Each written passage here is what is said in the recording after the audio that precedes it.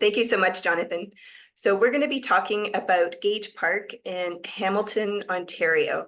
And this is from a landscape architect's perspective.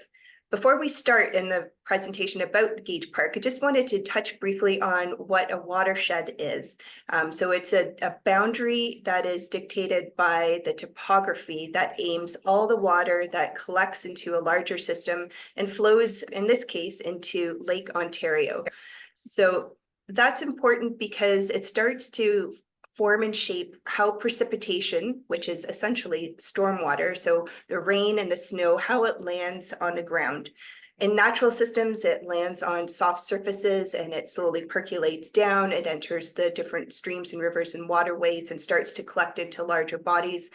But in our urban environment, it lands on our rooftops, on the parking lots, on hard surfaces, and it starts to collect different debris, whether it's waste or pop bottles or garbage on the floor, including also dog waste. And all of that gets shuffled into our sewer systems that are typically not treated and then brought into our natural waterways. So why that's important is that we aren't controlling the quantity of water because the hard surfaces aim all the water very quickly into our catch basins and our below grade infrastructure, which enters our water systems really, really quickly and helps to promote erosion and other degradation of our waterways. And we also aren't affecting the quality, so the large and small debris, the organic loads, and it increases the temperature within our waterways again. So all of this in our minds, we start to look at Gage Park. So the context is that Gage Park is a 30-hectare urban park. It was designed in the 1920s and started construction in the 1920s. The firm DTAH, which was an office that I worked at the time, we were tasked with a master plan update in 2010 that included a stormwater management strategy. So we can see Gage Park, which is by Main Street, and then the top right corner, that's Lake Ontario. So it's a very urban site within Hamilton. The original master plan, which was done by Dunnington Grubb, thought about a natural waterway within the park. So that white box is showing the limits of what was originally foreseen within the master plan. This is from 1920. So this is a bit of the character of the park. And my dad actually, when he immigrated from Italy, lived around the corner and would play in these fountains as well. So I also have a bit of a family connection to the park. And in the beautiful flower beds that still exist in Gage Park, my parents had their wedding photos, but it has this lovely pastoral feel in Gage Park, and it's really loved by the community. So specifically about the waterways, like one of the big challenges that was integrated into the master plan is that the residential homes bordering the park were experiencing frequent basement flooding within the streets. So when the houses were built and the streets were built, they built it in a way that there was combined sewers. So that mixed the sanitary waters when we flush our toilets, mixing with the storm water that falls on the streets, and it all goes into one system. The way we build things now is those two systems are separated.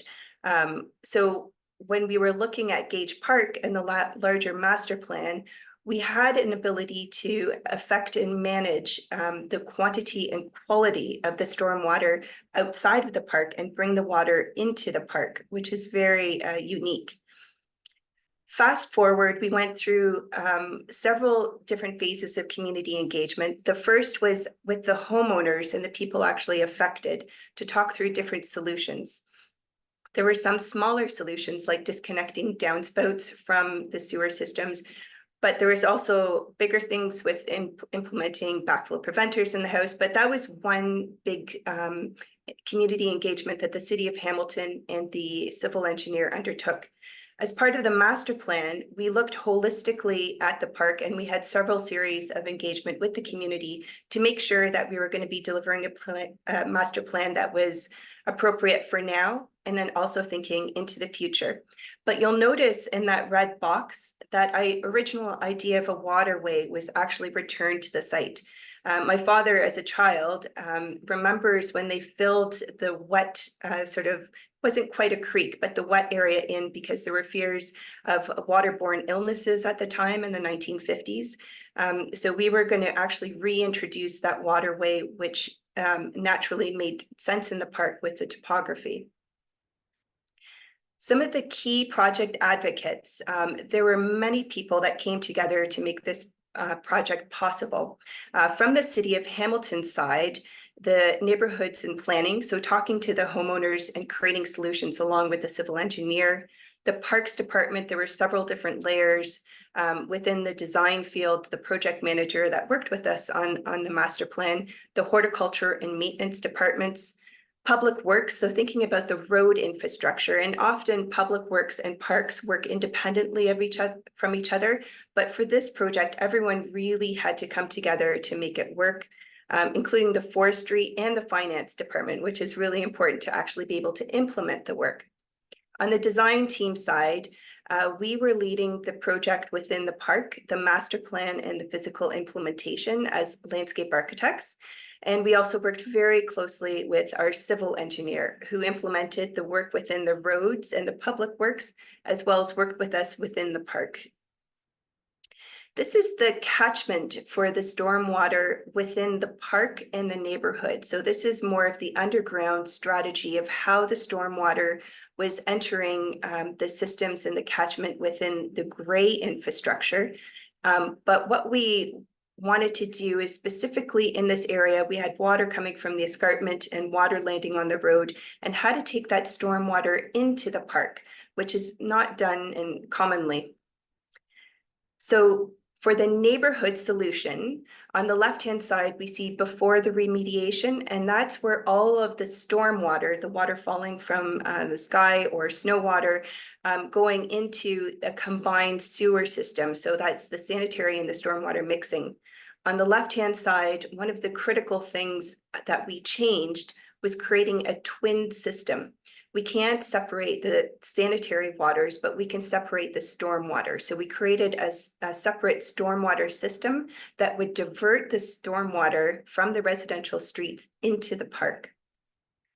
The park design solution took that stormwater from the streets and brought it into the park. And this was very carefully designed to manage a 100-year storm, to make sure that the water would infiltrate into the ground, that we were using natural plant materials that would create habitat, and that we ultimately had an outfall or overland flow as well in case the stormwaters exceeded a 100-year storm. So there was a lot of planning and communication through consultation with the public as well. This is what the area looked like before our intervention. So we're looking towards the escarpment, but it was more of an open lawn area. And even naturally, this lawn area was often a bit wet. So this was going to be a big change for the community, and we really needed their buy-in. We had a lot of public engagement to talk about what it would look like, how it would function, and we answered a lot of questions, which was really critical to get the support of the community, and also communicating internally to the City of Hamilton as well to make sure that we had their continued buy-in and support. For the street side, there was a lot of construction, again, because we were creating those twin systems, separating the stormwater from the combined sewers that had the sanitary and the stormwater, and bringing that water into the park. So this is the work that we did with the civil engineer, creating some maintenance access. So we had to work with the maintenance department, thinking about erosion. So we had some larger stones. We did some terrace seeding, so mixing the seed mixtures with mulch, and trying to time that so that it wasn't impacted by any storm events that would happen. Again, we see the access, and I was actually a little bit happy to see the graffiti on the wall, because it was really accepted by the community that this was being implemented in their park system. One of the critical things is that we added some education, and I'll show, this was the sign. So we saw some of these images before, but we wanted to help communicate on an ongoing basis to the community of why this is here, why it's important, and to talk about stormwater. So this is the plaque that was installed on a natural stone that, again, talks about this larger system and these amazing things that were implemented within the historic Gage Park. And this led to the city of Hamilton, after our engagement with the public, they actually are celebrating the stormwater implementation and talking about all of the great things that this low impact development, the LID, is providing for the neighborhood and for the larger habitat. So this was a post from 2002 where the city is really helping to expand knowledge and to share some of the great things happening within the city of Hamilton. So some of the key things that we needed to do to make this successful, and it really started on the client's end, which is a strong cross-department cooperation. And this also extended into the political spheres. Everyone was on board with the same mission and acted like it. And that was actually really wonderful. We thought about innovative problem solving involving landscape architects and civil engineers working as a strong team. We had community support because we went to the community often and talked about the different possibilities. We adjusted our design in response to people's comments, and we let people know what we could affect and what we couldn't. And overall, we enhanced the park's landscape. We brought something that was historically planned, but more importantly, functionally worked. This was a site-specific response. So we were able to deal with the stormwater, the quality and the quantity of it through gray and green solutions. And we were able to increase the native and pollinator species and habitat as well. Thank you very much for your time. Well, that was wonderful. Great information, Yvonne. Now let's go into some questions. I have 3 questions that I'm going to pose, and this will take us into the last section of our interview. Question number 1, you mentioned a lot of different players on your team, from public works to finance.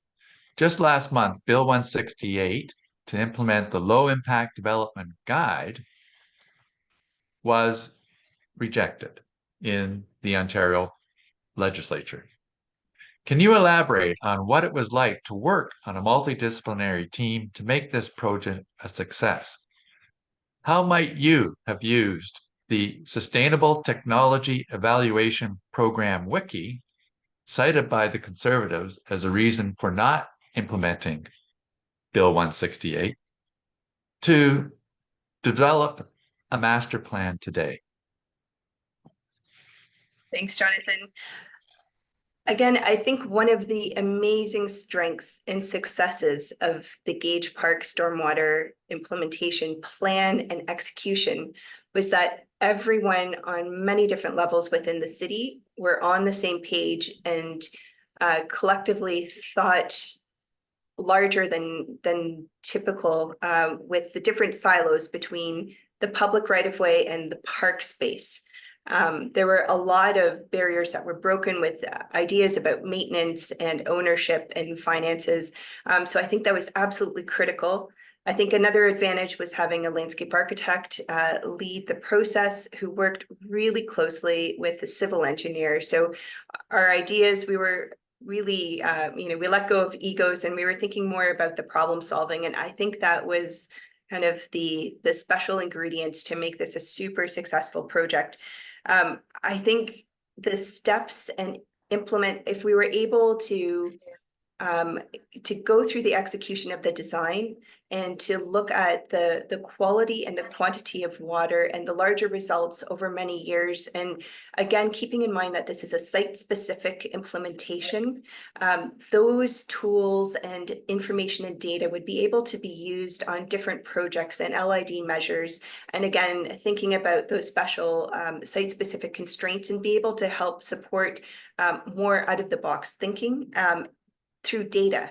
So being able to showcase what worked, what could be improved on, and then how to apply that to another site, I think would have been critical. That's great. Second question. I like how you included the 1920 master plan as part of the community engagement, but also the design process. How did the team come up with the educational signage and Instagram famous public engagement strategy? And how would you use modern digital technology to do the same thing if you were to do another project aligned to the Sustainable Neighborhood Action Program, SNAP, led by the Toronto Region Conservation Authority? When we were working together as a team and collectively with the city of Hamilton, the civil engineers and ourselves, we were really, really excited about this project. It's very special and unique. And through our community engagement, we kept meeting the same people that would come out to the meetings, and they were all equally really excited and put effort into the project. We felt that it would be a shame to not celebrate and talk about what we did, and to help, when people are walking through the park or new to the community, to be able to understand why this feature's here, why the lawn isn't mown, what kind of habitat we're creating, what is stormwater. So really showcasing in a really fun way what's happening. The city of Hamilton built on that energy after the project was completed and the educational plaque was implemented. And that was a combination of the city of Hamilton, ourselves as landscape architects, and also the civil engineer. We collectively created that sign. But the city of Hamilton was equally excited about the project, and through social media is continuing to remind the community about this amazing feature and helping to educate. I think the social media platforms are really fantastic that way, and spreading some really good news and helping to educate about all these different features that exist in our city that otherwise we wouldn't know about. Last question. This year is the 70th anniversary of Hurricane Hazel. Most people will think that describes the former mayor of Mississauga, but no, that was a storm back in 1954 that set the standard for flood mapping across Ontario today. What would your advice be to youth competing in the GOODHack24 challenge to create a design that uses digital tools and open data to adapt to extreme climate events like a 100-year storm in order to adapt to flooding, droughts, heat islands, wildfires, loss of biodiversity, and water and air degradation? For example, the current Ontario Association of Architects Landscape Challenge asks teams to come up with innovative and non-traditional approaches to stormwater management. How would you advise a youth team to address this challenge to break barriers and build futures? That is a great question. And at a very high level, one of the amazing opportunities of the youth in this challenge is to be able to set aside ideas of barriers and boundaries that as professionals we sometimes get tripped up with. And that is the difference between the public right-of-ways and open spaces, whether they're parks or private lands. So we create these barriers again because of different design and maintenance standards, and being able to blur the lines when you're thinking about larger systems and solutions using data. And I think that's an amazing opportunity that can be harnessed by the youth participating in the hackathon. For the OAA competition, and perhaps because I work a lot with civil engineers that put some really interesting gray technology, so some of the harder solutions below grade, I think there's some really interesting opportunities to blend both some of the naturalized system-based approaches to design with some of the gray infrastructure. So that green and that gray infrastructure, and being able to combine different solutions. When I think about the OAA, again, it needs to be very site specific, considering all of the site constraints. And then that's where, different from the hackathon, you need to start to think about those boundaries, but in a creative way, because I know that, it's about elevating the design. It's about thinking of different systems that can come together to support each other and to create resilience as well.